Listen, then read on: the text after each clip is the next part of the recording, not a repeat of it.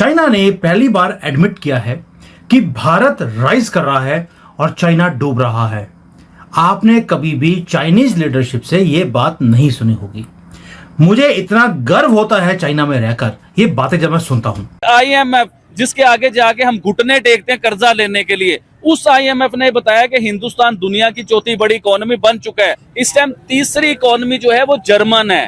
और आपको याद होगा कि प्राइम मिनिस्टर नरेंद्र मोदी ने जब इलेक्शन के टाइम था तो उन्होंने कहा था कि तीसरी गवर्नमेंट आएगी मेरी और मैं तीसरी इकोनॉमी भी बन के दिखाऊंगा। IMF ये कहा है कि 2025 के अंदर इंडिया जापान को क्रॉस कर जाएगा as a fourth largest economy. ये जो प्रोजेक्शन है, क्योंकि इंडिया की जो GDP है वो कहा जा रहा है that will be 4.339 trillion in 2025 as compare to Japan's which will be 4.3103 trillion. तो जर्मन को बीट करते हुए हिंदुस्तान बहुत जल्द नजर आएगा। देखें, जब मैंने आपको बताया था ना कि हिंदुस्तान चौथी इकोनॉमी बन जाएगा, तीसरी बड़ी इकोनॉमी बन जाएगा, तो आप हंस पड़े थे आगे। लेकिन इस बार मैं आपको हंसने नहीं दूंगा। इस बार आप देखिएगा, जाए फिर दोबारा चैलेंज करता हूं कि हिंदुस्तान 2027 के एंड में या 2028 में हिंदुस्तान तीसरी बड़ी इकोनॉमी बन जाएगा, दुनिया में अनाउंस हो जाएगा, दुनिया के टीवी में, दुनिया के अखबार में ये खबर। जय हिंद दोस्तों। चाइना क्यों अब कह रहा है कि चाइना डूब रहा है और भारत तरक्की कर रहा है, भारत में ग्रोथ है। पाकिस्तानी भी अपने जबान से अब खुद कहने लगे हैं कि भारत तीसरी बड़ी इकोनॉमी बनेगा। एक समय पर वो कहते थे कि भारत तो गरीबी का जंजाल है, भारत की जो आबादी है इसकी वजह से भारत गरीब का गरीब रह जाएगा। इसके ऊपर ये पाकिस्तानी रिएक्शन वीडियो आप देखने वाले हैं, आप इसे एंड तक जरूर देखिएगा। जब भी कोई कंट्री कोई फॉल्ट करती है, जैसे चाइना आज डिफॉल्ट कर रहा है, उसकी जो इकोनॉमिक लीडरशिप है वो फॉल्टी है। वहाँ यहाँ के जो फाइनेंस मिनिस्टर उनके समझ नहीं आ रहा कि हम क्या करें। और जो चाइना के शी जिनपिंग है, ही इज नोन कि वो आयरन ग्रिप के साथ वो पूरे कंट्री को चलाते हैं। एक लोग बोलते भी हैं कि ये डिक्टेटर की तरह ये काम करते हैं। और वो अब एक अनप्रेसिडेंटेड चैलेंज को वो फेस कर रहे हैं पहली बार। एक स्लगिश इकोनॉमी जो कि एक स्टिमुलस पैकेज दिया जाता है तो भी रिस्पॉन्ड नहीं कर रही। यानी कि एक आदमी जो ICU के अंदर हो उसे बार बार ऑक्सीजन दिया जा रहा है, ब्लड दिया जा रहा है, ग्लूकोज दिया जा रहा है और दवाइयां दी जा रही हैं, उसके बाद भी वो रिवाइव नहीं कर पा रहा। वही सिचुएशन यहां पर हो गई। अब मार्केट ने बोला कि हमें 1-2 ट्रिलियन का तो स्टिमुलस पैकेज इमीडिएटली चाहिए। गवर्नमेंट ने अनाउंस कर दिया 10 ट्रिलियन देंगे, 2 क्या हम तो 10 देंगे। और ये अगले 2-3 साल में लगातार 2-2, 3-3 महीने के बाद 1 ट्रिलियन, आधा ट्रिलियन मार्केट में फेंकने वाले हैं अपने आप को बचाने के लिए। ये सर्वाइवल का चीज है, ग्रोथ का चीज नहीं है। और जो बैंक है यहाँ पे, जो बैंक ऑफ चाइना है, उन्होंने मॉनेटरी का भी ईजिंग कर दिया है सितंबर से लेकर। और जो इन्वेस्टर का कॉन्फिडेंस है वो अभी भी ऊपर नहीं उठा है। यहाँ पे स्टॉक मार्केट 25% ऊपर गई तो 15% नीचे भी आ गई। यानी कि ये ऐसा सीसॉ चल रहा है स्टॉक मार्केट का, किसी को समझ नहीं आ रहा कि क्या करे। नेशनल डे हॉलीडेज हुए यहाँ पर अक्टूबर के फर्स्ट वीक में और सबको लगता था कि अब चाइना में एक स्टिमुलस पैकेज और दिया जाएगा। गवर्नमेंट ने प्रॉमिस कर दिया कि भाई हम 5% का जो हमारा ग्रोथ टारगेट है उसको पूरा करने के लिए कोई भी स्टिमुलस पैकेज देना पड़ेगा, हम देंगे। लेकिन जो गवर्नमेंट कुछ भी स्टेटमेंट देती है, मार्केट काम डाउन हो ही नहीं रही। जो इन्वेस्टर्स है उन्हें ऐसा से समझ आ गया कि शी जिनपिंग बोल बहुत कुछ रहे हैं। जो इनका प्रधानमंत्री है ली शियांग, वो बहुत कुछ बोल रहा है, लेकिन जब तक बोल्ड फिस्कल इंटरवेंशन गवर्नमेंट की तरफ से नहीं की जाएगी, कंट्री नहीं बच सकती।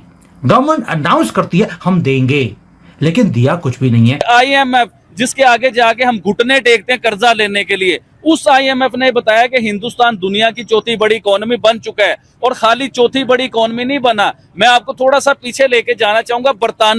बरतानिया जिसने हमारे ऊपर, हिंदुस्तान के ऊपर राज किया, बड़े सगीर पाक हिंद होता था, इधर हमारे पर राज किया, चोरियां की, बहुत सी चीजें निकाल के अपने मुल्क में लेके गए, इवन के बड़ी ज्यादतियां की, बड़े जुल्म किए इस बड़े सगीर पाक हिंद के ऊपर उसने। तो हिंदुस्तान ने कान से पकड़ के उसे बीट किया, उसे दुनिया की 5वीं बड़ी इकोनॉमी खुद बना हिंदुस्तान। तो ये बहुत बड़ा उन्होंने काम किया, जिससे मेरा भी दिल खुश होता है कि बरतानिया को पीछे छोड़ा और बरतानिया की औकात बताई कि तुम हमारे ऊपर चढ़ के जो हुक्मरानी करते थे, आज हमने तुम्हें कान से पकड़ के दुनिया की इकोनॉमी में पीछे किया। उसके बाद आए आप जापान के ऊपर, जिसे बीट किया उसकी तो बात कर ही नहीं रहे हो। जापान के ऊपर आप आए, जापान की आपको याद होगा इलेक्ट्रॉनिक्स चीजें आप ले लीजिए, जापान की कारें ले लीजिए, जापान की कोई भी इलेक्ट्रिक चीज आप ले लीजिए, वो बड़ी मशहूर और बड़ी क्वालिटी वाली बड़ी आउटस्टैंडिंग चीज होती थी। इवन के मैं अपने घर में देख रहा हूँ जूसर और एक इस्त्री, कपड़े इस्त्री करने वाली जो इस्त्री होती है, ये बचपन से मैं देख रहा हूँ मेरे घर में जापानी यूज हो रही है, आज तक खराब नहीं हुई, छोटे मोटे काम निकल आते हैं। यानी कि जापान इतना सॉलिड और इतना मजबूत, गाड़ियां बनाने में दुनिया में पहले नंबर, इतनी मजबूत गाड़ी वो बनाता था। उसकी इवन के गाड़ी क्या बनाता था, हिंदुस्तान ने गाड़ियों में भी बीट किया जापान को, अपनी गाड़ी बहुत ज्यादा एक्सपोर्ट की। आपको पिछली खबर याद होगी ये वाली, पिछले साल की खबर है। जी हाँ, बहुत ज्यादा गाड़ियां एक्सपोर्ट की हिंदुस्तान से। आज सिर्फ गाड़ी एक्सपोर्ट गाड़ियों में नहीं काटा उसने, हिंदुस्तान को इकोनॉमी में भी काट दिया है। जापान चौथे नंबर पे बैठा हुआ था, तो हिंदुस्तान ने उसे काट के जापान को खुद चौथे नंबर पे आ गया। तो ये बहुत बड़ी। IMF ये कहा है कि 2025 के अंदर इंडिया जापान को क्रॉस कर जाएगा एज ए 4th लार्जेस्ट इकोनॉमी। ये एक नया एस्टिमेट आया, जो इंडिया की जो ग्रॉस डोमेस्टिक प्रोडक्ट है, ये that will basically surpass Japan in 2025 और 4th लार्जेस्ट इकोनॉमी, ये IMF कह रहा है। पिछली प्रोजेक्शन ये गलत थी, वो कह रहे हैं जो पिछली प्रोजेक्शन थी वो और थी, वो 27 तक थी। ये जो प्रोजेक्शन है, क्योंकि इंडिया की जो GDP है वो कहा जा रहा है that will be 4.339 trillion in 2025 as compare to Japan's which will be 4.3103 trillion.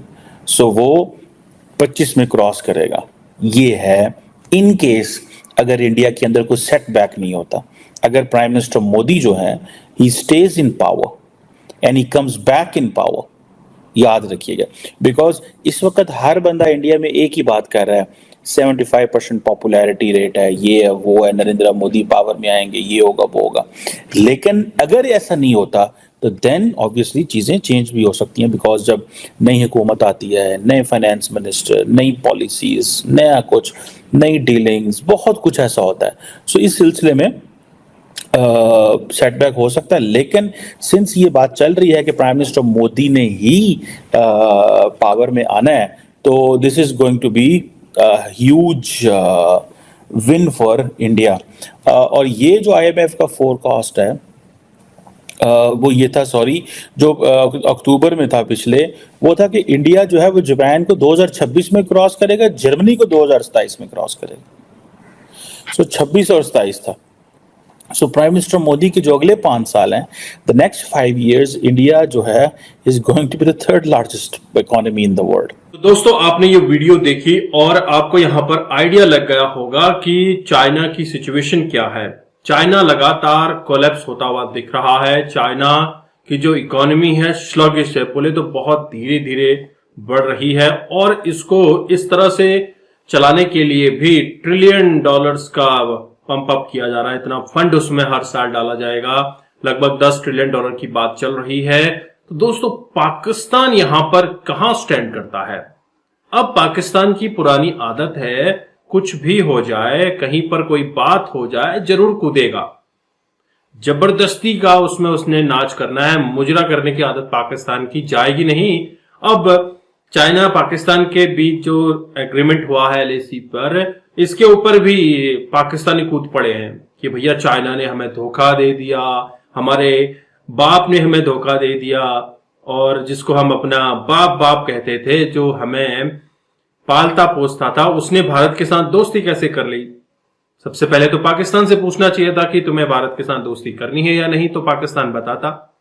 लेकिन चाइना ने पूछा नहीं। इस पर कुछ पाकिस्तानी गुस्सा भी हो गए और 2-3 दिन तक सुनने में आया किसी ने खाना तक नहीं खाया। लेकिन क्या पाकिस्तान इसी तरह से आगे बढ़ेगा? क्या पाकिस्तान में भूखमरी ऐसे खत्म होगी? क्या पाकिस्तान में जो गरीबी है, जो गुर्बत है, ऐसे खत्म होगी? अपने देश का हाल ठीक करने के बजाय यहां पर आप देखते हैं इनके टीवी चैनल्स पर हमेशा भारत के बारे में बात होती है। ठीक है, करो, अच्छी बात है, करते रहो। अगर तुम्हें इससे सुकून मिलता है, तुम्हारे देश की इकोनॉमी ठीक होती है, तुम्हारे बच्चों को रोजगार मिलता है, तो बातें करते रहो भारत के बारे में, भारत के नरेंद्र मोदी के बारे में बातें करते रहो, भारत की जनसंख्या के बारे में बातें करो, भारत की इकोनॉमी के बारे में बातें करो, IIT के बारे में बातें करो, करते रहो। लेकिन तुम्हारा क्या होगा? तेरा क्या होगा कालिया? पाकिस्तान तो वहीं का वहीं है जहां से शुरू हुआ था। वो कहते हैं ना कि जहां से शुरू हुए थे वापस वहीं आ गए हैं। पाकिस्तान भी वहीं आ गया, बैक टू स्क्वायर वन। तो दोस्तों, पाकिस्तान को समझना होगा कि पाकिस्तान अगर थोड़ा सा भी स्टैंड आउट करना चाहता है तो सबसे पहले अपने देश की जो मेन जड़ है वह है आतंकवाद, वह मदरसे, ये खत्म करे तो ही पाकिस्तान बढ़ सकता है आगे, पाकिस्तान बच सकता है। बढ़ने की बात तो अब बहुत दूर की हो गई, पाकिस्तान बच सकता है।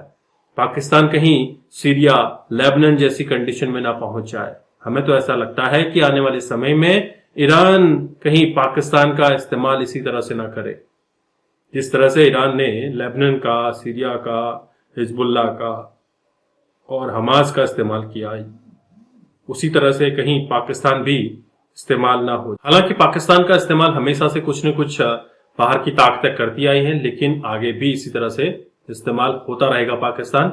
आपके क्या विचार हैं? अपने विचार कमेंट में जरूर रखिएगा। चैनल पर नए हैं, चैनल को सब्सक्राइब करें। हम आपको मिलते हैं अगले वीडियो में, तब तक अपना ध्यान रखिएगा।